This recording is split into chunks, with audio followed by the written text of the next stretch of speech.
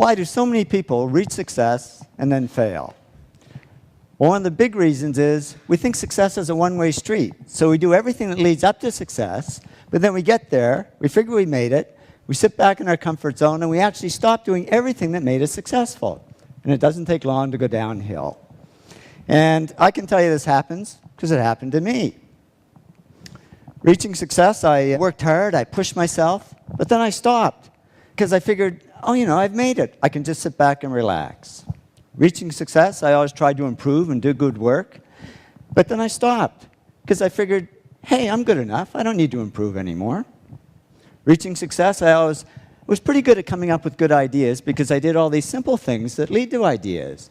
But then I stopped because I figured I was this hotshot guy and I shouldn't have to work at ideas. They should just come like magic. And the only thing that came was creative block. I couldn't come up with any ideas.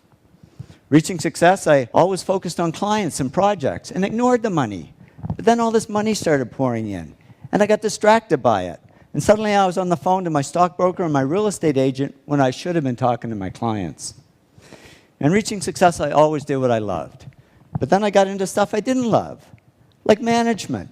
I'm the world's worst manager, but I figured I should be doing it because I was, after all, the president of the company. Well, soon a black cloud formed over my head, and here I was, outwardly very successful, but inwardly very depressed. But I'm a guy. I knew how to fix it. I bought a fast car.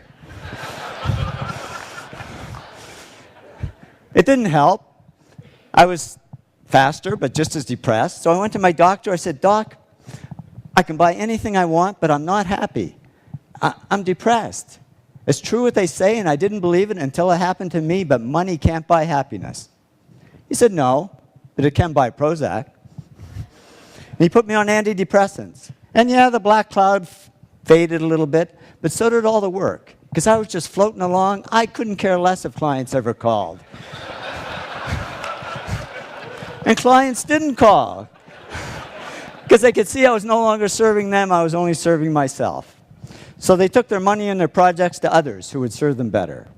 Well, it didn't take long for business to drop like a rock. My partner and I, Tom, we had to let all our employees go. It was down to just the two of us, and we were about to go under. And that was great, because with no employees, there was nobody for me to manage. So I went back to doing the projects I loved. I had fun again, I worked harder, and to cut a long story short, did all the things that took me back up to success, but it wasn't a quick trip. It took 7 years. But in the end, business grew bigger than ever. And when I went back to following these 8 principles, the black cloud over my head disappeared altogether. And I woke up one day and I said, I don't need Prozac anymore. And I threw it away and haven't needed it since. I learned that success isn't a one-way street. It doesn't look like this. It really looks more like this. It's a continuous journey. And if we want to avoid success to failure syndrome, we just keep following these 8 principles, because that's not only how we achieve success, it's how we sustain it. So here's to your continued success. Thank you very much.